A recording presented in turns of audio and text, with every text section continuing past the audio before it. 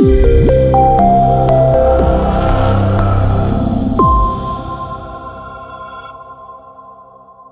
next presenter is Code and Castrol, McNeany, if you'd like to come to the stage.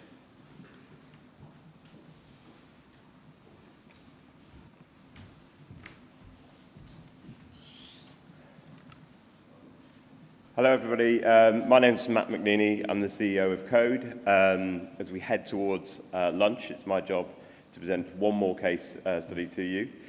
Picking up on the theme from the last presenter, this is on the topic of engine oil.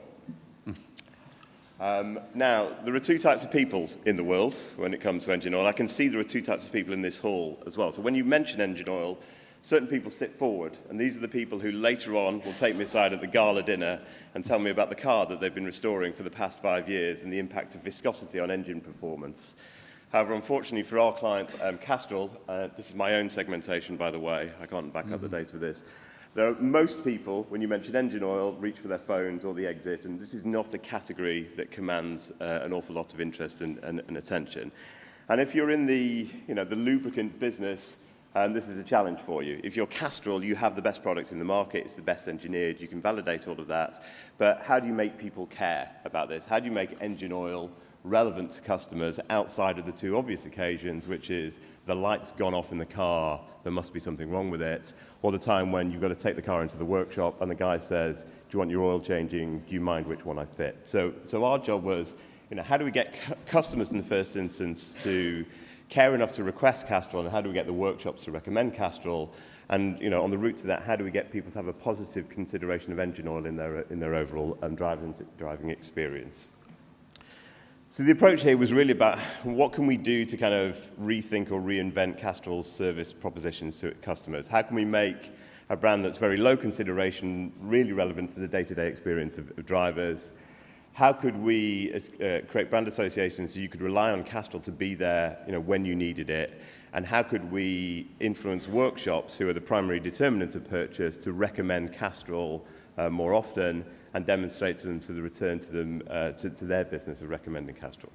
So hopefully the next thing will be a film which will show how we did it. Our cars. But most of us don't care about the things that keep them running, like lubricants and engine oil.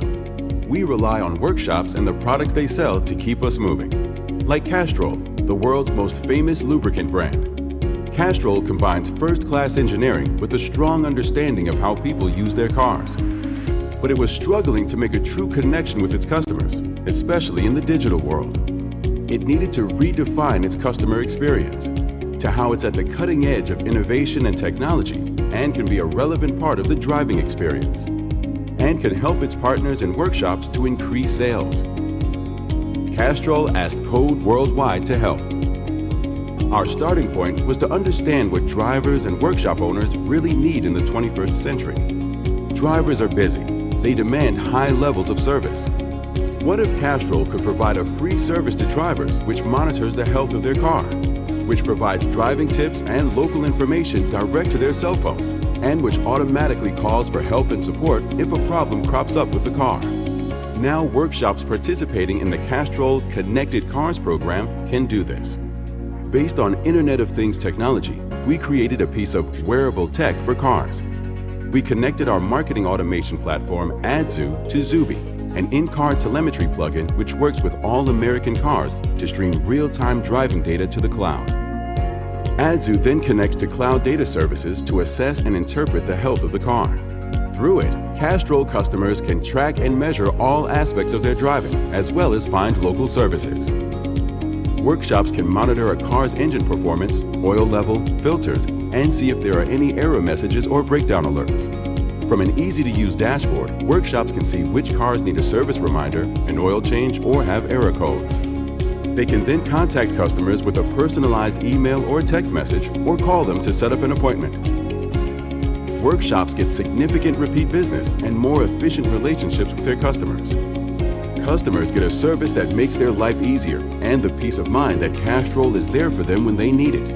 And Castrol becomes relevant in drivers' lives, gets improved sales, plus a massive volume of driving behavior data to help it develop new products and services. Castrol understood the opportunities that technology offers to build new relationships with new services for their customers. Code is proud to partner with them to build world-class innovation with a world-class brand.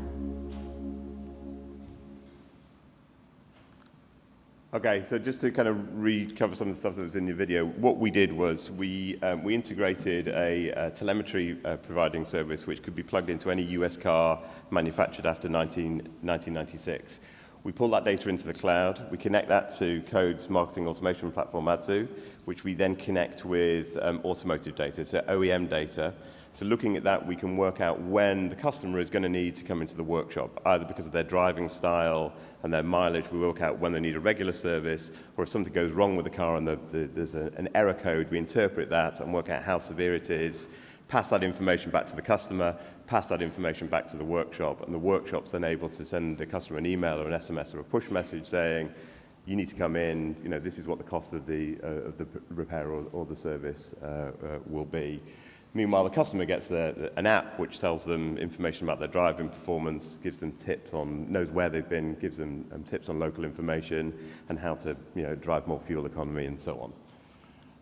What we've tried to do with this is, a legible slide, but is put Castrol at the heart of, or build a data ecosystem for Castrol and build a bunch of services which can be reused. So we've got connected services now which pull in telemetry data. We've got one provider, but this is written so it can be rolled out to many. We've pulled in the manufacturer data. We've created a customer database with an API, so workshops connect that to their own CRM systems if they want to. We've got engagement data now, which is monitoring what is it the customers respond to, are there particular offers or price points that will drive them into the workshops more frequently. And then we're getting conversion data back from the workshops of, you know, what was the actual final sales value of this. So these services are, you know, useful in this product, but also used in other products.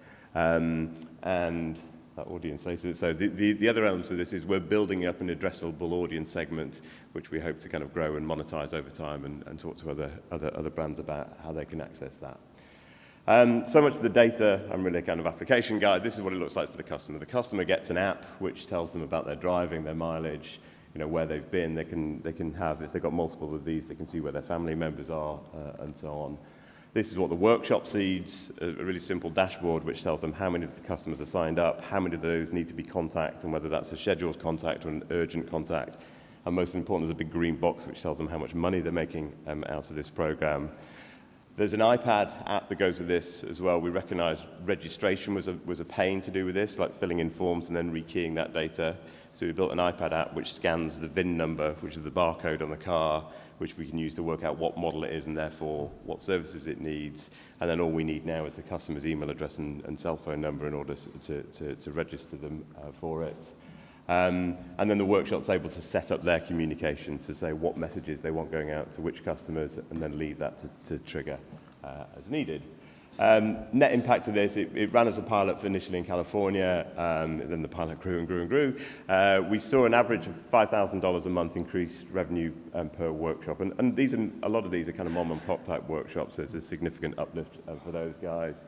That's now been rolled out by Castrol. It's in 35 states. It's only in the US at the moment. And for Castrol, it's given them a media opportunity and some data services where they can now start build additional customer applications on top of the infrastructure that we built. That's it. Thank you.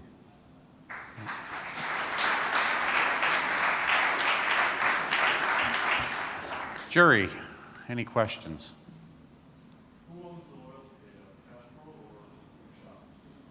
Who owns the loyalty data is the question. Who owns the customer? Yeah. Both of them. So, I mean, ultimately, we have access rights to the data because we're providing all of this service. The way it works financially is if the workshop orders a minimum quantity of Castrol lubricants, we then provide this pack to them with the Zubies in there. The customer gets the net value of $200 worth of service through the plug-in. But the data, so we get to use the data for examining the driver behavior, but ultimately they have a relationship with that workshop. Any other questions? Yeah, one more. Go ahead. The 5,000 additional revenue, was it mostly in oil and lubricants, or was it mostly in additional maintenance to the cars? you know, so there's the cost of the oil service and the oil replacement. However, as workshops are wont to do, and that's actually kind of our next project, is when you take your car in, there are often other services which need to be provided, or they're quite good at identifying that the seals need replacing, or maybe the brakes need replacing. So, you know, from the workshop's point of view, once you've got that customer in, there's an upsell opportunity. One of the pieces of work we're doing next is trust value in workshops, and who can you trust not to sell you stuff that you don't really need as your as a customer. Yeah. Thanks. Great. Thank you. Okay, thanks. Round of applause.